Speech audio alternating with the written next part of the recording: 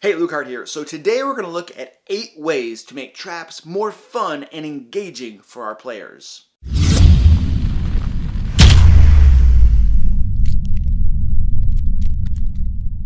But before we dive in, I just want to give a quick shout out to Reddit. The community over there is always giving me great ideas to improve my games, and they also give me fuel for my videos. So thanks, Reddit.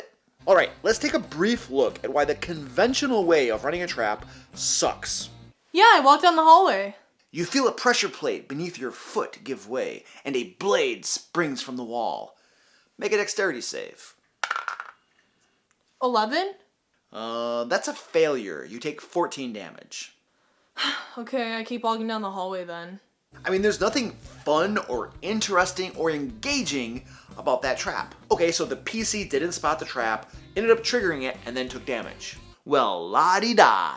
So let's spice things up, shall we? So basically what I'm going to do in this video is give a method to implement a trap and then give an example that illustrates it. Now, I don't pretend that my example traps are super awesome or cool or anything like that. In fact, I'm sure that lots of you guys listening to this are going to be able to come up with a lot better traps than I did. Number 1, the click rule.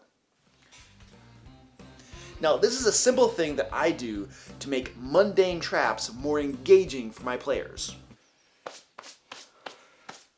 Now, what I like about this method is that there doesn't need to be anything particularly interesting about the trap itself. This is simply a way to implement and run the trap at the table. Basically, when someone triggers a trap, I say click, and then I go around the table asking the players what they're going to do. Now, I only give my players a couple seconds to tell me what they're going to do, and it might be something like dive to the floor, press up against the wall, run through a doorway, or any other number of things they might think of doing. If they can't give me a response within a couple seconds, then they do nothing. They were caught totally by surprise.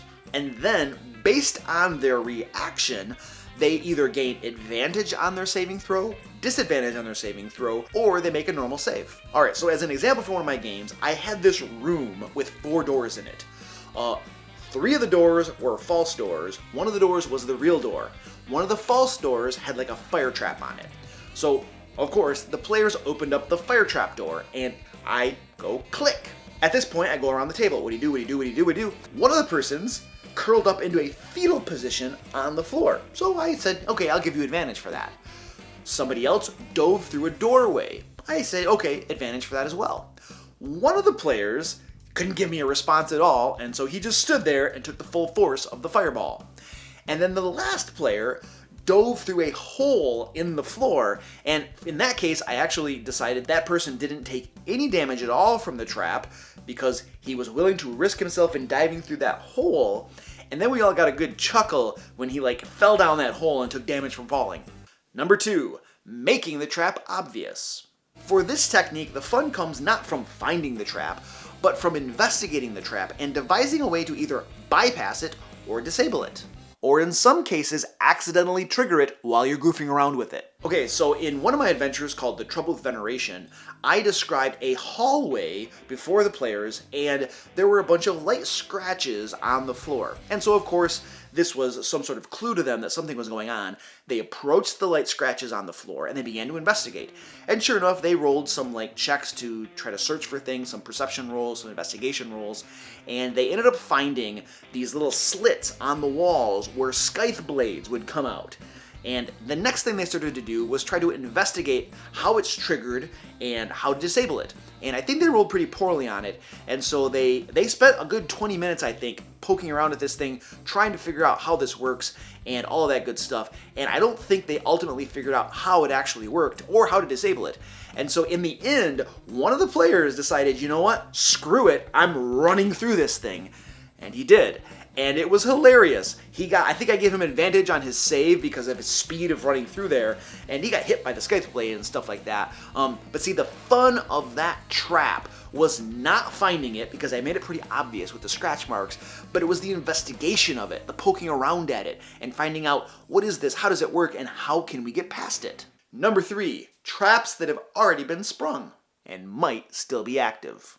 So the engagement here is the fact that the trap was already sprung, and so investigating or thinking or conjecturing who came through here, and how did this trap get sprung, and is it still active? So let's say the players are walking down a corridor and they find in the middle of the corridor a charred corpse. This is very suspicious, of course, and so their next course of action is most likely to investigate this charred corpse, figure out how that happened, and to see if there's still any danger. And as it turns out, there are fire jets that shoot out if they walk down that corridor. And it's possible in other instances the trap has been sprung and is no longer active. And the players are still going to spend time investigating that trap, trying to figure out if it is active or not. And then ultimately, when they find out the trap is no longer active, they're going to begin speculating about who came through here before they did and who set that trap off. For example, they might find the remains of one trap where several darts litter the floor along with fresh blue-hued blood. And the trigger, a pressure plate, has been ripped out of the floor and lies discarded to one side. For traps like this that have already been sprung, just sit back and listen to your players speculate. Who came through here? Who had the strength to rip this out of the floor? Why did they come here? And what creature that we know of has blue blood? Number 4, traps with their own initiative. So these traps don't resolve themselves instantaneously. Instead, the traps kick off initiative, similar to combat, and then the trap has an initiative and the players have an initiative, and things play out from there. For instance, when I was running a game for my daughter a few years ago, she was trying to escape from a Dwerger city, and she was in this one room where there was a dragon statue on a pedestal, and she needed that dragon statue to make a deal with some kobolds who were going to help her escape. And so she took that dragon statue off from the pedestal, and it was sort of like a counterweight thing, and when she removed it, a little tiny thing kind of slid up, and that triggered a ceiling with spikes in it to begin lowering toward her. At this point, I called for initiative, and we began to resolve things according to initiative order. As she went to the ramp that led into the room, grease squirted out all over the ramp, and then the spikes kept on lowering little by little. And then she had to keep on trying to find ways to get out of the room. She tried to go up the greased ramp unsuccessfully. She tried to do other things unsuccessfully. Finally, she ended up taking a bag of something or other and putting it on the pedestal, and it happened to weigh more or less what that dragon statue weighed, and of course it stopped it. Okay, now that you're about halfway through this video and probably resigned to hearing all 8 methods, I'm gonna pull some sleazy marketing thing on you. No, I'm just kidding. I would never do that. That's like super lame. Actually, I just want to give a quick shout out to my man, Mr. T. Actually, I think his real name is Mr. Tarask, but I call him Mr. T. Wait, that's not right. Ah, yeah, that's better. Anyway, this dude has a kicking YouTube channel. He does reviews on third-party D&D material, you know, to help us all spend our money on stuff that isn't total crap. So yeah, go check him out. I'll put a link to his channel down in the description here, and tell him Luke sent you. Anyway, on with the show. Number 5, traps that trigger enemy encounters. Because hey, there's nothing quite like fighting monsters when you have a trap going off around you. Okay, so here's a cool trap that I did for my Hand of Light group before they TPK'd and came back as Manus Invictus. So they went up to a door and it triggered a trap, and blades started coming out about 3 feet high, 5 feet high, and 8 feet high. And so as these players were like getting hit by blades, a secret door opened that they had missed, and cockatrices started coming out of this secret door. And because the blades were at 3 feet high, 5 feet, and 8 feet, the cockatrices were easily able to go underneath the blades and attack all of the characters. And so the players found themselves in a situation where they had to fight these things that could turn you to stone, and also try not to get hit by these stinking blades. Fun stuff. Number 6, decoys that hide the true trap. So you think you spotted and bypassed that trap, do you? I don't think so. A pressure plate? Whatever. I get a running start and I jump over it. You clear the pressure plate easily and land on the other side, and as your foot touches down, you feel the floor buckle underneath you, and then you're falling.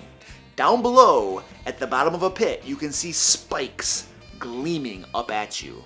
I hate kobolds! Number 7, poison the trap as a tempting object to make the PCs set it off intentionally. Now this object might manifest in such a way that the PCs don't know it's a trap, or they might know it's a trap and decide to set it off anyway. So for instance, let's say that your rogue just got done searching a chest for traps, and he doesn't find anything, and so he opens that thing up only to get a face full of wasps. And after she gets done taking care of those wasps, she looks at the bottom of that chest and sees one solitary copper piece staring up at her. So, do you pick up the copper piece? Yeah, obviously. As you touch that copper piece, electrical energy arcs up your arm and into your body, and you take 30 points of damage. Of course I do. For the record, every time I have run that trap, the player has fallen for it. Every single time. Sword Coast Guard! Number 8. Traps that do more than just damage. Now, sure, everybody loves to take a good beating or have some critical blood loss, but there's more to life than just that. Imagine a room partially submerged in water with a chest in one corner. The trap is that when that chest is opened, a stone door, a thick stone door, slams shut and the water level begins to rise. And also, hungry piranhas are released into the water. And the players need to find a way to either stop the water level from rising or find a way out while fighting piranhas. Now, that trap actually killed one of my players on her first night of joining one of my groups. I actually felt a little bit bad about that. No, not really. If you want to learn more about traps, then I definitely recommend checking out Xanathar's Guide to Everything. It has a really legit section in it called Traps Revisited. Lots of good information there. Down in the description, I'm also going to place links to a couple Reddit threads I began about traps because there's lots of good information in those threads. If you like this video, hit that thumbs up button, share it with your friends, and consider subscribing. And let me know down in the comments how you make traps more fun and engaging for your groups. If you have any questions or suggestions for future videos, hit me up down in the comments because I'm always happy to help. Until next time, let's play D&D.